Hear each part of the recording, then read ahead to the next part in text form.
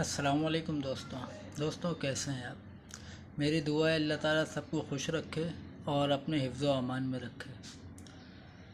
दोस्तों, आज का एक मौजू है कि जो कहना है कहते रहो, हम वही करेंगे जो हमारा दिल चाहेगा।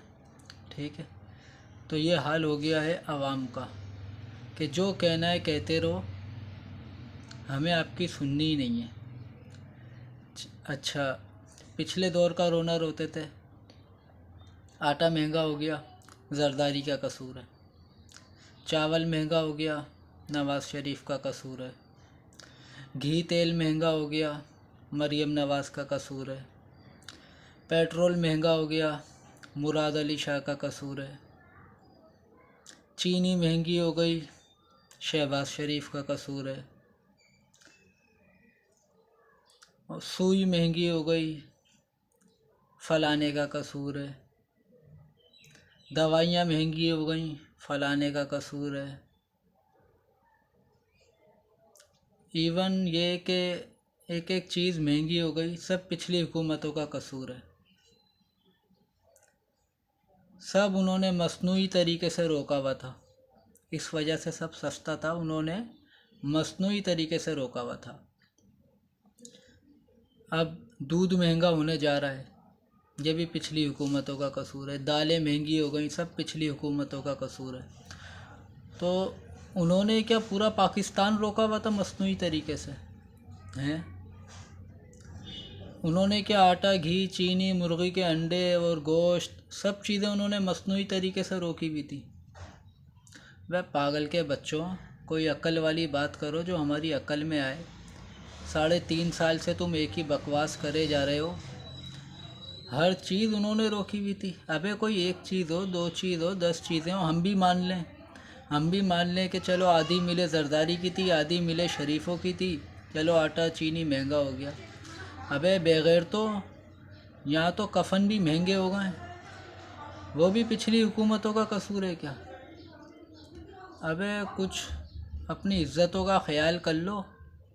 तुम घर में जाते होगे ना, तुम्हारे बीवी बच्चे तुम्हें देख के छुप जाते होंगे कि झूठा आ गया। तुम्हारे बच्चों का स्कूल में रिकॉर्ड लगता होगा, झूठे का बेटा आ गया, झूठे की बेटी आ गई।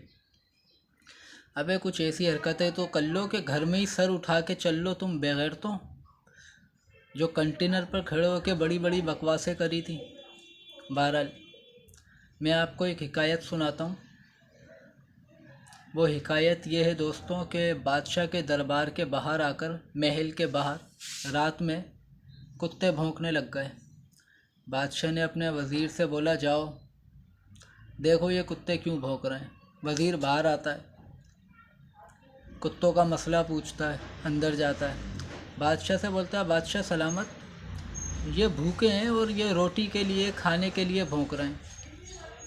तो बादशाह सलामत कहता है, ठीक है, जाओ इनके खाने का इंतज़ाम कर दो। वो वज़ीर इनके खाने का इंतज़ाम कर देता है और आधा खाना अपने दूसरे वज़ीरों को बांट देता है। ठीक है, यानी कुत्तों तक आधा खाना पहुंचता है। अगली रात फिर कुत्ते आगे भौंकते हैं। बादशाह बोलता है, क्या मुसीबत है, जाओ देखो, कल तुमने खाना नहीं दिया था? बोलता है, दिया था। बोले, जाओ पूछो अब क्या वजह है। तो फिर आके वो जवाब देता है कि इन्हें सर्दी लग रही है, ये कंबल और गर्म कपड़ों के लिए भौंक रहे हैं। बादशाह बोलता है, ठीक है, इन्हें गर्म कपड़े और कंबल दे दो।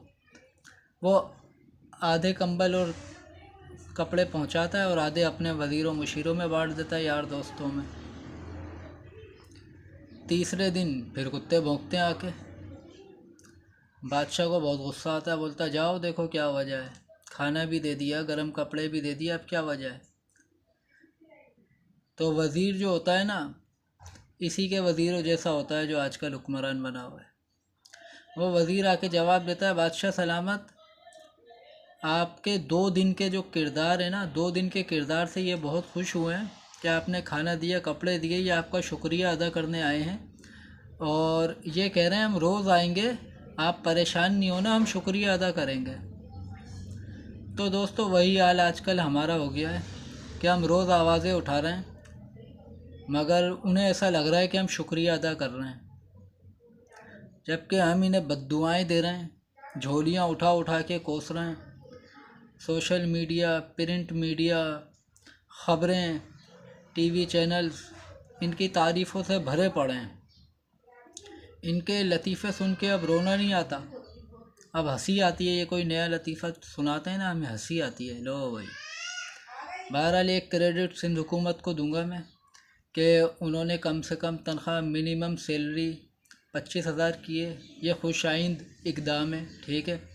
इससे गरीबों के थोड़े बहुत आंसू तो पूछेंगे।